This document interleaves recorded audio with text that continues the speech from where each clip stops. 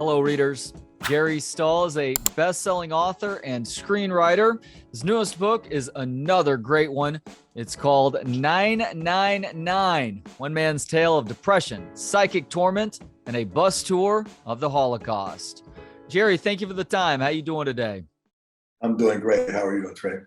I'm doing great. So why did you decide to go on a bus tour of concentration camps through Poland and Germany a couple of years ago? Seemed like a good idea at the time. I was in a state of mind where I figured if you're depressed already, why not go to the place where absolute depression and despair are completely justified? And Vice magazine was kind enough to hook me up with a trip over there. And I thought just to make it extra hot for myself, I would travel by bus on a bus tour with a bunch of complete strangers. Many of them had never seen a Jew. And I thought, well, that will make things so uncomfortable. It is bound to be a fascinating book. And that turned out to be the case. And I'm glad you mentioned the depression element of things, because I was surprised to learn a little bit early on in reading this book that the real subject of your bestseller, Permanent Midnight, was something that you never even talked about, your depression. What led you to realizing that depression was such a major force within you? And did that change you at all once you made that discovery? I think Permanent Midnight, for people who don't know, is a book about somebody in the grips of drug addiction. And when you're in it, you're just trying to get through. I hope you can't relate to any of this, by the way. And this is not part of your personal history. If it is, it is. If it isn't, it isn't. I won't ask. But while you're in it, you're just trying to get through it. And you don't realize why you are doing what you are doing until sometimes years after you stop doing it. So it occurred to me as life rolled on by and a few more and more years passed that I was really trying to kill a lot of feelings and give life a kind of escape valve that it didn't otherwise have. And because I come from a family of depressos and suicides and electroshock victims, not to brag, there's a theory among the Jewish race that it is this thing called epigenetic. Depression is epigenetic, meaning that there has been so much trauma amongst members of that particular world, race, culture, whatever you want to call it, that you're almost born into depression or despair. And whether or not that's the case, it was certainly a large part of my story. That would play against, I guess, the classic line from Curb Your Enthusiasm where Larry bumps into somebody and the guy turns around and calls him a self-loathing Jew. And he's like, I'm self-loathing, but it has nothing to do with me being Jewish. Epigenetic. One of the greatest lines ever. Yeah. A terrific line. Absolutely true. Yeah. So speaking of Hollywood, there was an added challenge that you were dealing with while embarking on this journey, and that had to do with placating Hollywood. What was being asked of you in this regard? It was an odd, perfect storm of circumstances. I had written a book called OG Dad, which I'm not mentioning to pimp on any level, just that was the name of the book. And it was about a guy, to give you the short version, who marries a woman much younger than him. And they have a child, and it's the wacky adventures of an OG, an old guy dad, and a younger woman, and this beautiful little daughter, which is all great until it all kind of exploded and resulted in divorce. And by then, the child is living in Austin. Mom and dad are divorced, and yet I still had to write this happy version for ABC Network, which I was insane enough to sell to. It seems they hadn't read the book. They had only heard me on another podcast narrating, because why read the book, you know? And long story short, I'm dealing with these poor people who have bought something they absolutely don't want and are trying to get me to be more and more conventional and square and happy and, you know, sitcom-y, while in real life, things are just getting more and more and more despairing. So that's happening while I'm at the camps. So that I, for example, would be staggering out of the ovens at Auschwitz and make the mistake of picking up my cell phone. It's like an executive saying, yeah, can you make Jerry less creepy?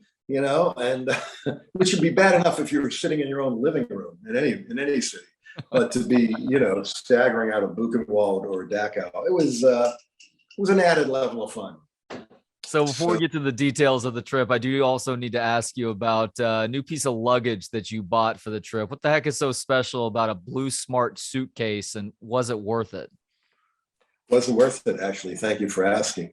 At the time, I decided, what a cool thing. I saw this suitcase called Blue Smart, where you could had a USB port, so you could plug your phone into it. And why that would be necessary as opposed to just having a jack and a regular plug, I don't know, but it seemed like a great idea at the time. So I spent a lot of money I didn't have getting this real state-of-the-art suitcase, which proceeded to instantly break. Things snapped off. The USB port didn't work, but even creepier, all night long, it just kept beeping as if it were this lonely little, animal on the other side of my hotel room that just needed company. So I just would throw blankets over it, and try to shut the thing up. And I would not invest in Blue Smart. I'm probably going to be sued by the company, but that was my experience. Oh man, that is a huge pet peeve of mine, is technology that is constantly chirping or whining at me, and I can't figure out how to get it to stop. And oftentimes it is solving a problem that was not a problem to begin with. Technology invented the solution before they invented the problem. But if you're a sucker like me, I fell for it and then was trying to solve the problem created by the technology. So that was just an extra level of fun, complete insomnia. It really is impressive with some of the ways they try and infuse digital technology and things that absolutely do not need it. Like I have a 7-year-old daughter right now, and she is a voracious reader, which I love, but we'll go to like a Half Price Books or a Barnes and Noble or something like that. And she'll see a digital bookmark and she's like, Dad, can I get this digital bookmark? I'm like, why do you need a digital bookmark? You can dog ear your book. We can use a receipt, a piece of paper. I'll buy you an actual cardboard bookmark. She's like, well, I need to know how long I'm reading each time I'm reading, that to where it then adds up to a certain point. So even reading now is becoming some digital game. I know. Yeah, they have those at Book People too. My daughter wanted one. So I'm completely familiar with that grotesque technology. And how do you deal with it? Do you say, no, honey, you don't need that? Or do you just give in like I generally do? It really depends on the item with that one, though, because although I have read books digitally before, I do have an e-reader because sometimes the books that I receive when I'm speaking with an author, the only way that I can get it is digitally. So I do have it for that regard, but I tell her, look, this isn't going to work. We are not a digital book family per se. You still read the hard copies of things. So you're just going to have to go with the cardboard bookmark. And if you don't like that, at some point you'll make enough money for yourself to where you'll get to buy it on your own, That's quite an inspiration for her to be a success in life, to buy her own digital books later on down the road. Hopefully that doesn't backfire on me, Jerry. So the concentration camp element of this story really begins in Krakow with your tour bus, the group that you're with, visiting the former Schindler factory and the Oscar Schindler Museum as well. Why was it important to call out Steven Spielberg for his film Schindler's List during this chapter? Because I have to admit, I had not heard this before, and I'm really glad that I'm armed with this information now.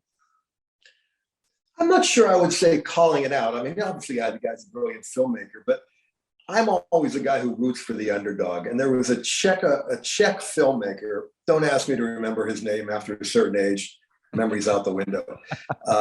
Who had a scene similar to one that was in Schindler's List, which apparently wasn't even in a book. A shower scene. Let's leave it at that. And this poor Czech director wanted to sue because, it wasn't in the screenplay, it wasn't in the book, but it was in the movie. And he realized he needed $100,000 for a lawyer, to get some slick Hollywood lawyer to help him out. He didn't have the money. So he just ate it. And I always thought, well, in my own small way, if I can give this guy a shout out and right his wrong just a little bit, then I'm going to. And a filmmaker I've worked with over the years, a guy named Steven Sadian, who did a couple weirdo movies back in the day. He told me about this guy because he tours the avant-garde film circuits and knows all this stuff. And I thought, wow, I actually know the guy who wrote Schindler's List, Steven Zalian. He's a terrific writer, great guy. Offered to give me a car about 500 years ago when we were both just starting out. But in this particular case, it's not about the script. It's about a scene that got added in that was taken from some other porcelain meal from Eastern Europe. And my heart went out to the guy. Do you remember the car? It was some car that I didn't take because I think I was too big of a putz to know how to drive a standard. You know, I was an automatic guy. I'm very, very, very bad with any machine. It's amazing I can drive a car that you don't pedal like the Flintstones at this point. But that's as much as I remember. I didn't take it. So it was interesting to read that you felt a sort of heavy peace throughout this trip, including at a cemetery at a synagogue that had been spared by the Nazis in Krakow. What do you think this heavy presence was about, Jerry? There's something very interesting about the cemeteries outside of Krakow and all over in Poland, because a lot of the gravestones had been dug up, smashed, and used to pave roads all around the city. And when the war was over, the people from those synagogues went literally and dug them up and tried to put them back in the cemetery, which is phenomenal in itself. And second, there's a tradition in that religion that, because so much time was spent wandering the desert when you couldn't really bury people, that wherever their body was left, in whatever state as best you could, even if you couldn't bury it, you'd leave rocks there. And they always put rocks on top of the gravestones. And for some reason, I thought, if all else fails in my life back in America, I can get some gig coming back to a little town in Poland, just kind of keeping things neat in the reconfigured Polish cemeteries of Krakow and Warsaw. Oh man! Or you could maybe continue exploring the Nazi porn fetish hole that you rabbit hole rather that you found yourself going down at one point. Why were you doing this level of research, and how did you end up as an active participant in one person's fantasy? Well, it's a double question. I strangely enough met this woman, Diane Ford, who played Ilse, she-wolf of the SS, in the first Nazi exploitation movie, where she had been fetishized as some SS torture queen, and met the actress just by chance while casting another obscure little movie. And she was the nicest lady in the world. And she was a little older by then, but she didn't get why she had become, it was so sweet. She didn't get why she had become this cult kind of goddess to all these people in this odd, strange S&M fetish community. And it was like talking to your grandmother. It's like, how am I going to explain? I just said, well, you're very popular and you're a great actress, and we kind of left it at that. And I thought, well, she's so sensitive, she probably doesn't understand why she's so popular. Then I come to find out that in her latter years, she's running like Vegas, Ilse, she-wolf of the SS Nazi porn weddings, in Vegas. I'm like, boy, is my face red. I thought she was some nice, she was an incredibly sweet lady, but people are complicated. But you were also able to sympathize with her based on people's misunderstanding of your role with the television show Alf back in the 1980s too, correct? Yes, you're a very astute reader. Yeah, I had a kind of a funny thing. I, for whatever ungodly reason, because they made a movie out of my first book, Permanent Midnight, part of which involved me writing for a kind of a puppet show, Alf. And in the movie, for whatever reason, people came away thinking somehow I had created Alf, which would that were true, would be speaking on my own private island right about now, somewhere in the Caribbean, which not the case, trust me. Just a regular house. And so the rest of my life, wherever I go, the first question people ask me is, oh, I love Alf. And I feel like getting a pin that just says, I only wrote one Alf. But hey, you take it where you can get it. And that was a great show. And what the hell? I'm actually friendly with a guy named Tom Patchen, who actually created Alf. and runs art galleries all over LA. And he just laughs, like says, "You get all the credit, I got all the money," So worked out perfectly. Yeah, it worked out great for him. So there were so many unique characters that you were on tour with. We obviously can't go over all of them, but I did want to ask you about my favorite walking contradiction, who really did seem like a good dude when you think about it. An older gentleman who obviously has the older ways that he is basing his opinions and his interactions with people on. But would you mind telling the people that are listening right now a little bit about your friend Shlomo?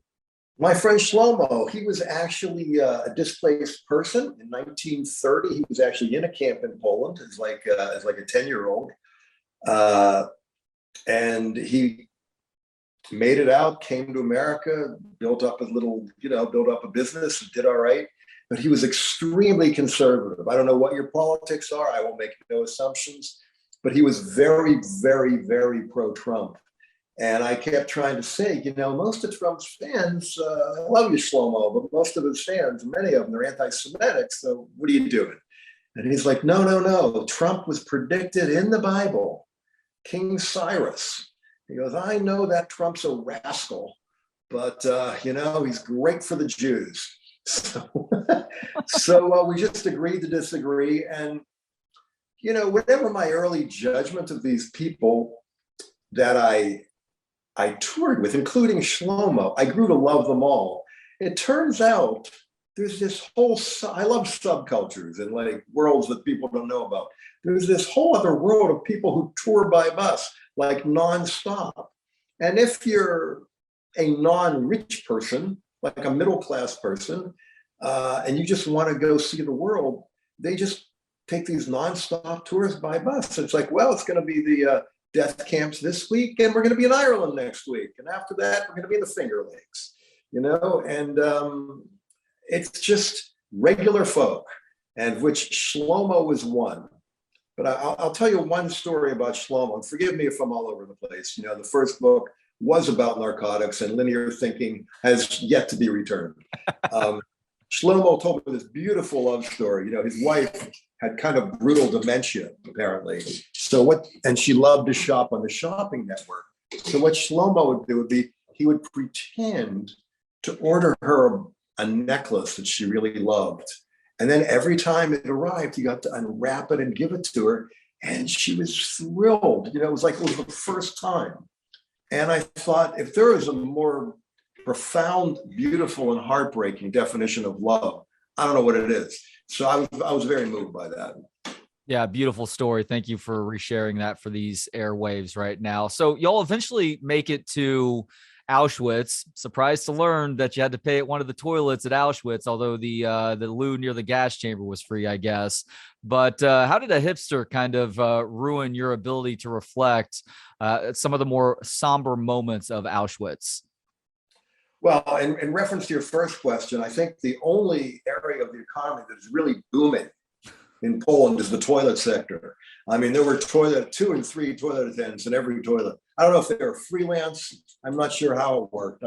I just kept thinking with the guy in Auschwitz, if it weren't for the Holocaust, this guy wouldn't have had a job, because he was the death camp, toilet.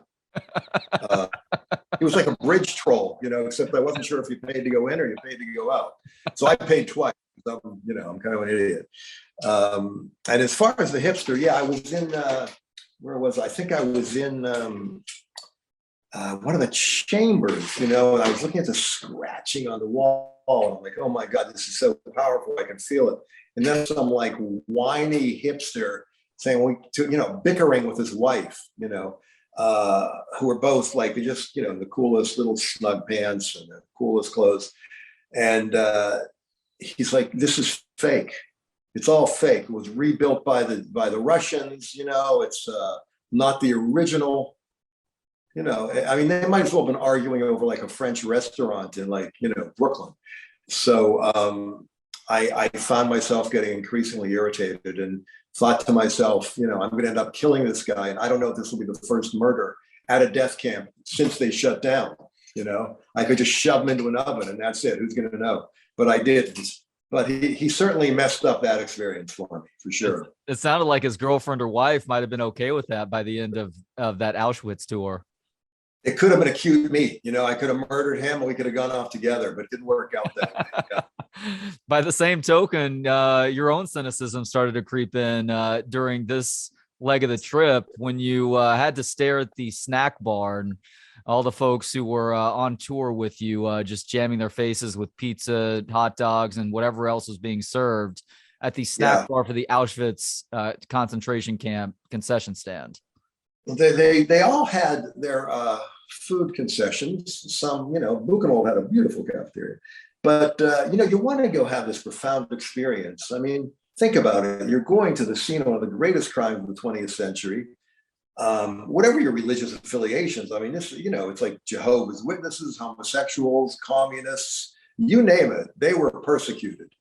And I'm ready to have this deep emotional experience. And I get there and I'm geared up and I've read all the literature. And the first thing I see are these tourists dressed for like family day at Orlando Disneyland, with the "I'm with stupid" t-shirts, and they're shoving their faces with pizza and, slamming the Fanta. And I just thought, well, you wanted to see humanity at its worst, and this could be humanity at its worst, just not the version you were expecting. So I found myself drawn to go in there, and they had calzones, they had every pork product you can imagine, which I thought maybe a little disrespectful, the whole pork thing. But then on the other hand, I thought, well, they've got Mexican food and Italian food and Polish food. Maybe that's the greatest revenge on the Nazis there is. It's like you thought you were going to have 1,000-year Reich. You had 12 years and a shitty snack bar. So joke's on you, Himmler. What was the fusion item that you saw there that you were just aghast by? Was it a Mexican stromboli or something?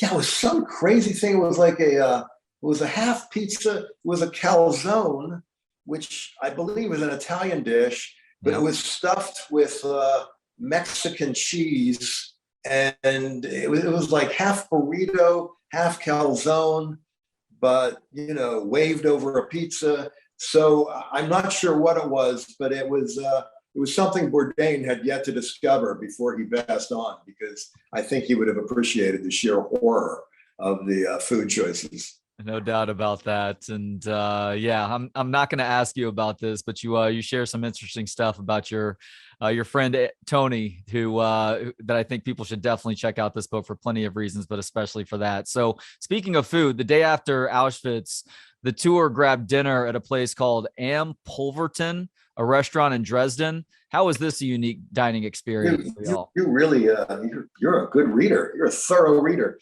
Thank you. It was a strange dining experience because they had something for the kids. They had a fake executioner who would come out and pretend that he was going to chop your child's head off if you didn't finish dinner. And I thought, well, wow, what could be a better Teutonic fun fest for the children than having a guy come out like with a fake giant axe for the kids. And they had weapons all over the walls, and it was just it blows your mind. But obviously America's nuts compared, nuts looking compared to the rest of the world. So far be it for me to judge. It's not like I think I'm any better than the people who enjoy a good fake execution at a restaurant. Maybe that's a good way to keep the kids in line. They're taking the medieval times thing to the next level in Germany, apparently. They really are. Yeah, they absolutely are taking the medieval thing. Yeah, if only they had like hangmen at the medieval times that would like take your child and pretend to hang them, right to the last, little fake detail. But it was very effective. And, hats off to them. Yeah, I feel like 80% of the kids that I see out eating at restaurants would end up meeting that fate when it was all said and done. At least here. It can be a little tough, but having had a kid myself or two daughters, there's always that moment they scream in a restaurant. And someday that's going to be you. It's going to be your child having the tantrum in the grocery store, and then you can't judge because you feel all those eyes on you. I hope that's never happened to you, but it will. Oh, it certainly happened. We've actually had to apologize to the service staff before at a restaurant and say, you know what? Our son or daughter is not fit for public consumption right now. So do you mind packing our stuff to go? So we're not having to subject everybody else to this. And I think one of the keys, Jerry, and you know this because you have two daughters, you have one older one who's on the younger side of things, is it's not necessarily just about the tantrum or the crying or the moment that kid is having. It's what the parents are trying to do to help out there. Like we've all been on an airplane where you have a couple of parents who are just letting their kid run roughshod on the airplane. Yeah. And maybe you can't get a little bit mad at the kid, but you get mad at the parents because they're clearly making no effort to try and control the situation. Yeah, it's a tough call. I guess it's a generational thing. I mean, when I was growing up, and I don't recommend this, but when I was a little kid, I mean, parents would come running out of the house, smack their kids and drag them inside by the ear. Don't recommend it. I'm not advocating it. Don't do it myself. But things have definitely swung the other way among a certain segment of society where it's like, well, let's talk with little Timmy and see what he's thinking about and see why he threw that tray at the person in the seat in front of him. And let's try and figure this out, break it down. We can negotiate. Talk about the feelings. So, God, I sound like a reactionary douchebag. So I don't know what is the right way to go. I don't presume to tell anybody how to do anything. But it is somewhere in the middle. Like maybe it's not slapping the kid, but there are consequences to acting like a little shithead, Well, there is that. I guess I don't have a very deep theory of child raising, but to the extent I have one, it's that you just try to screw your kids up the opposite way of how your parents screwed up you. And then maybe it meets in the middle, That's a good way to put it there. So the tour ends up stopping at one point between concentration camps in Munich during Oktoberfest. Now, I'm someone who does drink from time to time. I like the occasional beer, but I hate large crowds. And I hate large gatherings of drunk people too. I shudder at the thought of ending up in some place like this. You obviously have that added element of being decades sober. Was that hell on earth for you? Listen, I don't mind people getting drunk. I mean, I might get a little twitchy if somebody starts shooting up on their neck in front of me, but I don't begrudge anybody getting high. I think what messed with me was just all these grown men in lederhosen, which are these tiny little leather short pants with the suspenders, basically like a glorified onesie on grown-ass German men who were holding these enormous, like tureen-sized steins and just knocking them back, barfing like they're saying hello, all over the street. And I just thought, well, this is how it ends. I got lost. I was in a blind alley. I saw a bunch of like lederhosen-clad beer drunks down at the end. And I thought, well, maybe it's not a bad thing. In Hell's Angels, the book that Hunter Thompson wrote, he gets the shit kicked out of him by a bunch of Hell's Angels. And what a great scene in the book. It made his career. I'm thinking maybe if this is how I die, not great, but it would be great for the book, posthumously, Instead, you're having to help one of your bus mates try and find his partner who he thinks has just vanished forever. Yeah, there was a very sweet couple. What were their? Blanking on their names. There were two guys, Douglas and Tito, or Tito. Yeah. God, you're so much better than me. Yeah, I'm glad somebody has a memory. Anyway, Douglas had lost his partner, and because he didn't carry his cell phone. And I'm an obliging type. What I really wanted to go was walk around and take pictures of all the grotesque butcher shops with like the upside down pigs hanging by their feet. But instead, being a nice guy, I'll whine about it later, of course. I helped this guy find his partner, who it turned out was just sitting on the bus, and not a problem. And it was a very sweet ending. He just said, thank you, And but yeah, it was rough, right? Because the bus waits for no man, and at 4:00, it was ready to roll. So we just made it in the nick of time.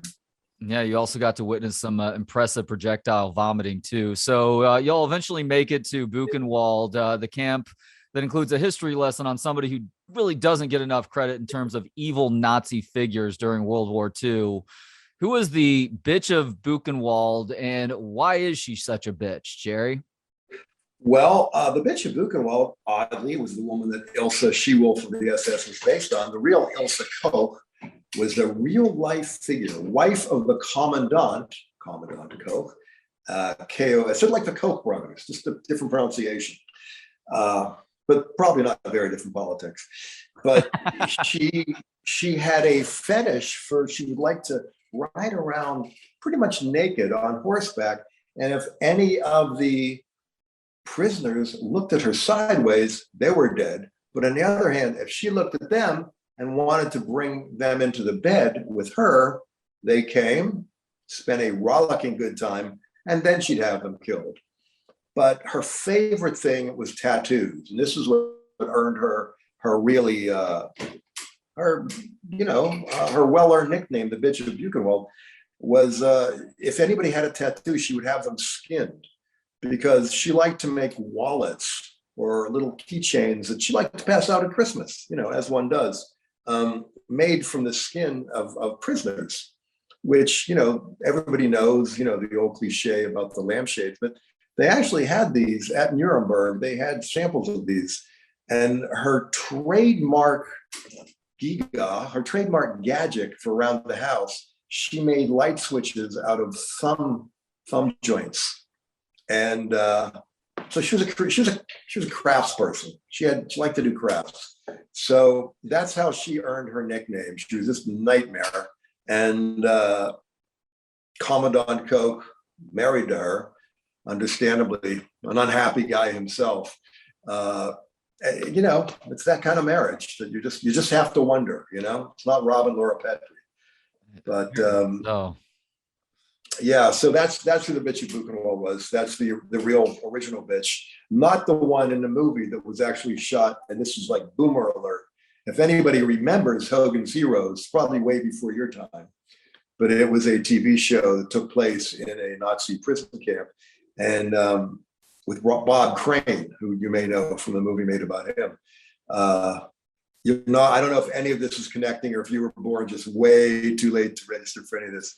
But, so I've never watched the show, but I'm familiar with the show. And as a matter of fact, I'm watching a show on Paramount Plus right now on the making of The Godfather, and Al Lundy. There you go. The producer who made that was one of the two guys responsible for Hogan's Heroes as well. So there's a strange connection there. Crazy show that show is, The Offer. Yeah. But anyway, the takeaway fact from there is that this hellacious, lightweight Nazi porn film was actually shot on the set of Hogan's Heroes on weekends. When it was shut down, then they finally bought the whole soundstage, because the last scene of Ilse She-Wolf of the SS, I don't know why I keep saying that title, they burned down the entire camp, and the studio figured, well, it saves us having to break it down and destroy it. We'll let them burn it down and we'll make a profit, because that's how Hollywood works. Yeah, that's definitely getting a 2-for-1 for the money you paid for the original set, I guess. Yeah, win-win. So I have to admit to you that I read much of this book during a 4.5-hour stay on a tarmac, coming back from Virginia this last weekend. We ended up landing in Austin, but because lightning struck and bad weather rolled through over the course of about 5 or 6 hours, we were sitting on the airplane this entire time. And I was like, the time flew for me because your book was so entertaining. But I do have to tell you, one of my favorite lines from this book, your Happy Campers line, which I don't want to ruin for people. People need to read the book for the Happy Campers line. I was laughing like a fucking maniac in my seat, and I had people looking at me sideways like, what is wrong with this guy? Has he just lost it? So thank you for that amusement. Thank you. I mean, you've read the book, and that's, I can't think of a greater thing that any author wants to hear. This book was kind of a tightrope, because, you're writing about the Holocaust on some level, there is no more deadly serious topic. But on the other hand, the tourism that goes with it, the people that are drawn to it, the strange little industry that goes on around it, kind of hysterical. And it's just a matter of striking the right balance. But your reaction is the one that I couldn't hope for more. So you made my day.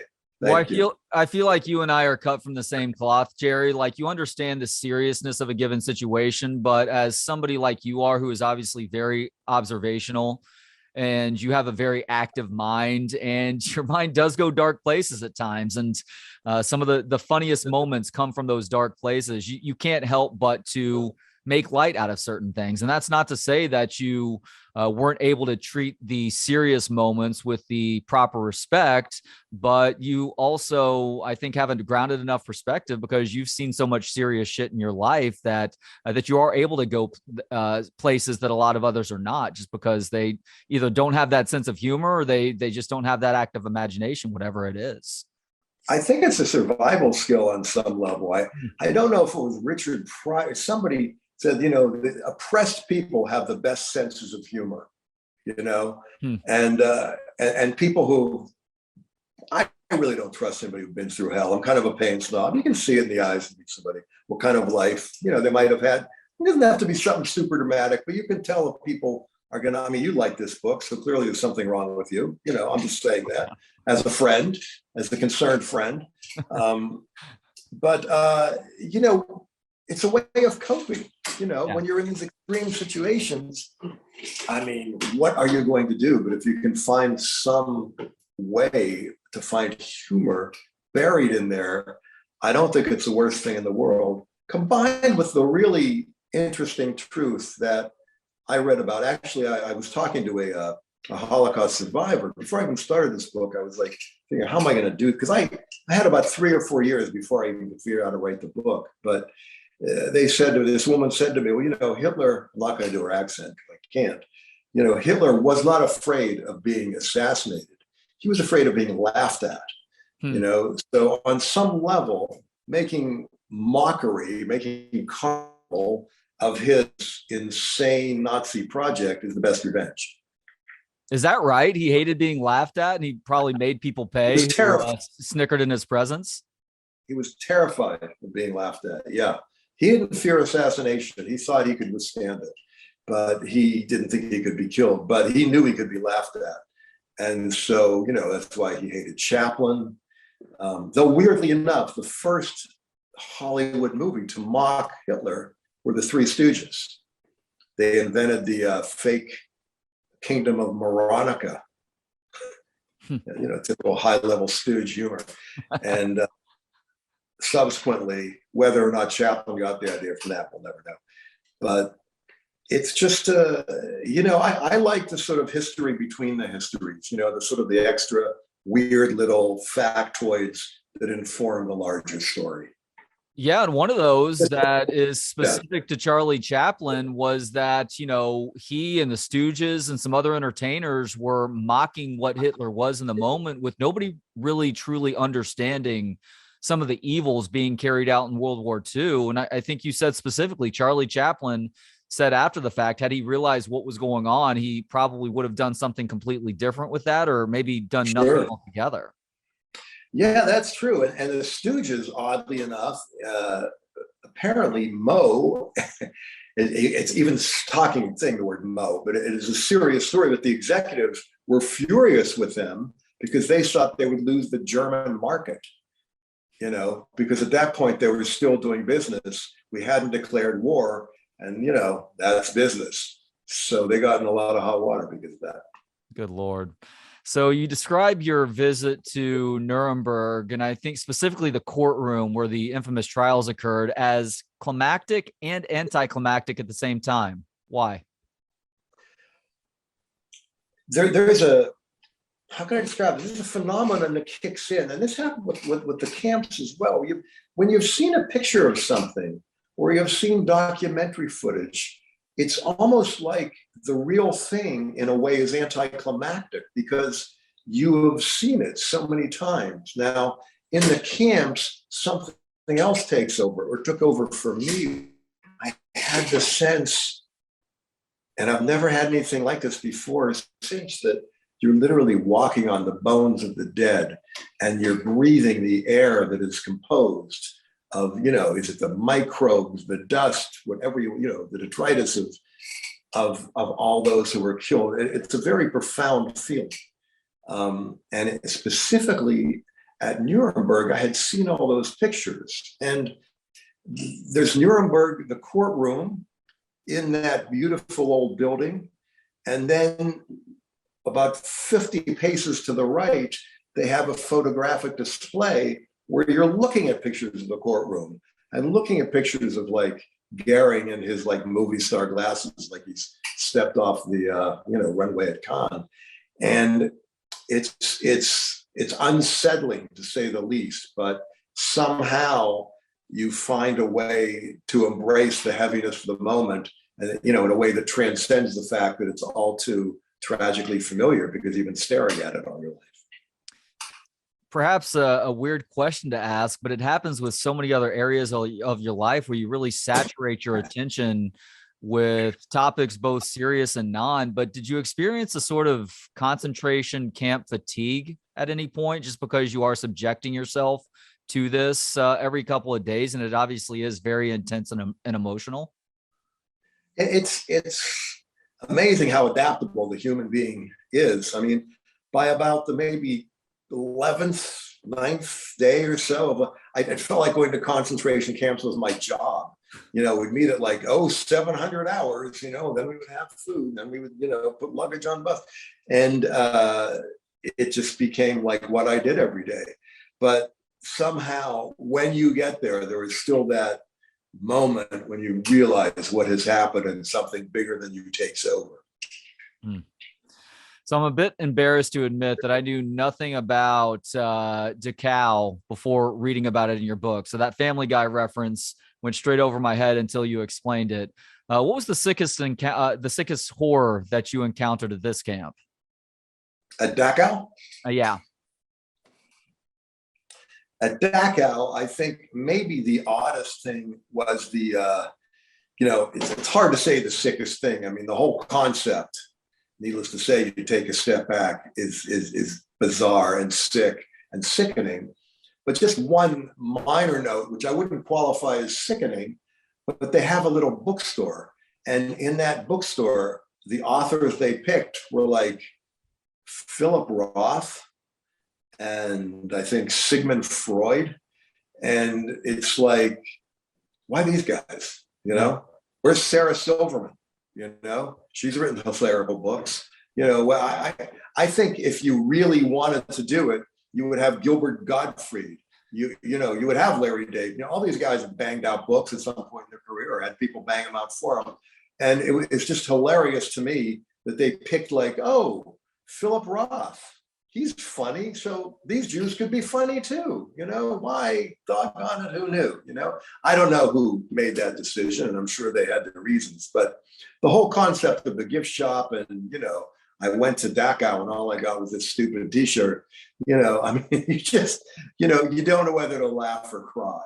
But all respect, people are, they need to find money to support the enterprise that pays for the camps and the upkeep. So whatever it takes, I was happy to shell out for a bunch of magnets, So all the Dachau barracks have been demolished, with the outlines remaining to give visitors a sense of where they were. And everybody stayed away from walking across those lines and on top of the ground where the barracks used to be. But one barrack had been reconstructed.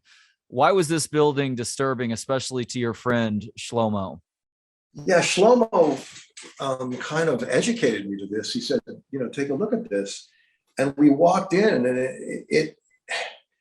it looked like the dressing room at Mar-a-Lago, on the back 9. It was just this beautiful mahogany and these lockers with little plaques for your numbers. And then you realize this one is completely fake.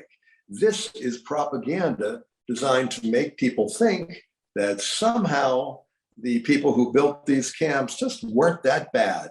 They had a heart. And it was so fraudulent that my old friend Shlomo, I thought he was going to have a heart attack. I mean, I just watched his face redden, as his blood pressure started skyrocketing. So I just kind of ushered him out of there because he was so furious at the fraudulent nature of what he perceived this phony barracks to be, that it was offensive. And certainly he had every right to be offended. See, that's where that hipster from Auschwitz could have actually come in handy. calling something So like true. that out. Yeah, good point. Yeah. But, it's cumulatively speaking, I recommend this kind of trip, not by bus. The bus aspect was kind of horrifying. I mean, I've never recovered from high school bus abuse, so I brought my own baggage to that party. But I do recommend that people, if they can, at some point in their life, go and see this. But, let's face it, we're surrounded by genocide. I mean, America, look at the Great Plains. America kind of founded on genocide, and they've been killing people over in the Jew killing countries long before they got it together to have World War II. They were throwing people in pits in 900. And my grandfather, barely made it out of a pogrom. And my father's father was killed in the pogrom in Lithuania. So it's been going on forever. And, it's going on again now, whether in this country, whether it's Proud Boys, whether it's Oath Keepers. I mean, it's in the mail. So to some extent, and I know this isn't the question you asked, but to some extent, it was almost as much like visiting the future as it was visiting the past. No, I love that answer. As a matter of fact, you couldn't guess this from looking at me because I am pale as a sheet, but I'm more Armenian than anything else. As I tell people, we are the poor man's Jews. We have a certain stereotype about us, and we have also dealt with genocide throughout our history.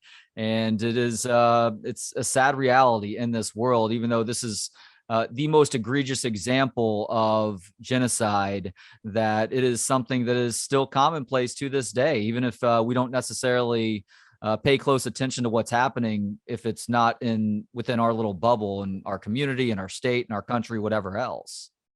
Well, it's funny you mention. I mean, the Turks still haven't owned up to that, have they not? I mean, the Turks are still. One of my best friends is Eric Bogosian, Yeah, who is an Armenian performer and writer. He wrote a great book called Operation Nemesis. I don't know if you're familiar with it. If not, big fan. I haven't read that book. I'm a big fan of Eric's, though. I loved him in talk radio.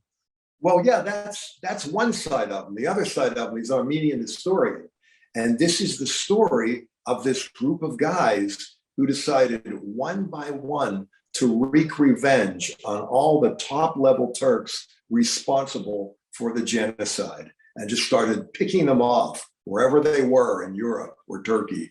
And it's a true story and an amazing one. And I won't give you the spoiler. I mean, it's nonfiction, but true. I would not have guessed you're Armenian, but I certainly understand that. I mean, there's no stereotype, we're all mongrels. Well, So, I have two tells, Jerry. One is the bird beak, so I've got the Armenian hook in my nose, and the other is that I have a propensity to go full gypsy at times. I have no problem uprooting and leaving and moving someplace completely different if the situation calls for it. really, are you a drop of the hat, midnight, I'm out of here kind of guy? Not as much anymore. Not as much anymore. We have our place in the Austin burbs now, and with a 7 and 5 year old, it's not as easy to do. But there was a point in my life where I could have gotten very comfortable with that existence. Yeah, well, maybe that's epigenetic too. Maybe that's something that generations of having to pick up and leave have bred into your DNA. Not the worst skill to have. That's right. So one aspect of you writing this book that it still blows me away is that you had written a lot of notes on pieces of paper, napkins collected throughout this trip, and you had taken them back home and they had accidentally gotten thrown away by a maid after that. So you were having to reconstruct everything that you wrote in this book based on your memory. Is there something that's popped into your head since this book has gone to publication that you were a little bit disappointed not to have recalled it enough to be able to have included it in the book? Oh, yeah. First, I will say in my defense, it was not actually a maid. I'm not a maid kind of guy. This was the grandmother of a friend of mine, a neighbor, and she needed a little extra this, extra that, and the place was kind of a mess. And she saw these scribbled on, receipts, napkins, dry cleaning, whatever, and thought, oh, what a mess, and just threw them out. So that's how that happened. It's funny. I've woken up screaming a couple of times at 3 a.m. thinking, I can't believe I forgot to include that detail. There was the evening in Krakow, I think it was the night before Auschwitz, where mysterious screaming in the hall, and it was all our tour group was, you know, had this top floor and this, I don't know, some Hilton, I don't know what the hell name was. And somehow somebody started screaming in the hall in the middle of the night. And I came out and other doors open and there was like no one there. It's like it never happened. I don't know what I could have made of that incident, but I'm sure I could have done something with it and given it some sort of level of artificial import as sort of a hint of things to come, but I completely forgot. So there's that. There was some projectile vomiting on the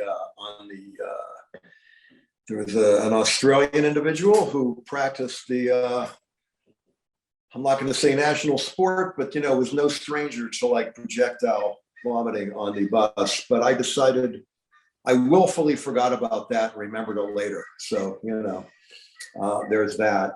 These are not high tone incidents, my friend. These are, you know, low level anecdotes. What were you about to say? Was that the same traveler that was helping you out with Douglas at Oktoberfest? It absolutely was. And yeah. She's the one who was very kind at Buchenwald. I was walking by this really lush, it wasn't even a cafeteria. It was like a beautiful dining room. And I'm just sort of, you know, like I'm just like judging them. I'm giving them stink eye. And I'm so busy. Look, I walk right into a plate glass window, crack my skull and start bleeding copiously, and then have to like skulk my way past them again, you know, to get a damp paper towel in the Buchenwald cafeteria men's room. And then as I came out, my friend from Australia, who I didn't know very well, was nice enough to, you know, she had the whole like first aid kit in her purse and, you know, tamped me down, got some disinfectant, because God knows what kind of germs you can get from a plate glass window at Buchenwald. You know, who the hell? Yeah, I don't even want to think. So that happened. Yeah. So a lot of these people had to win you over, which I completely understand. I'm not somebody who's going to be overly trusting of folks in the beginning, but eventually you get to know somebody, you get to understand where they're coming from, and you gain a little bit more respect in that regard.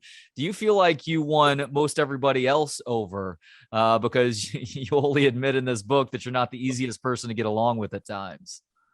Well, that's an astute observation and a good question. You know, I think all judgment ultimately is self-judgment. So if I walk in there feeling a little snooty about everybody, it's obviously because I have some sense of trepidation about myself. I ended up liking them. I certainly can't venture a guess as to what the hell they think about me. I guess if they ever read this book, you know, depending on the lawsuits that roll in, you know, we'll see. You know, all names have changed, so we'll, you know, hopefully that will cover me. Well, here's Jerry Stahl, best-selling author and screenwriter. His newest book is another great one. It's 999. There's a great story on the title, by the way. It has to do with permanent midnight. One man's tale of depression, psychic torment, and a bus tour of the Holocaust. You can get it now wherever books are sold. Jerry, thank you so much for the time today, and thank you for this wonderful book. Thank you for having me. It means a lot. Take care of yourself, man. Thanks to Gentleman Jesus for the intro and outro music. Hear more of his work at gentlemanjesus.com. And thanks to Joshua Bates for the video editing. If you have any video editing needs, hit him up on Instagram at Forager Digital. And thanks as always to you for checking us out. You can watch, listen, learn, and connect for free at booksonpod.com. For Books on Pod, I'm Trey Elling. Good day.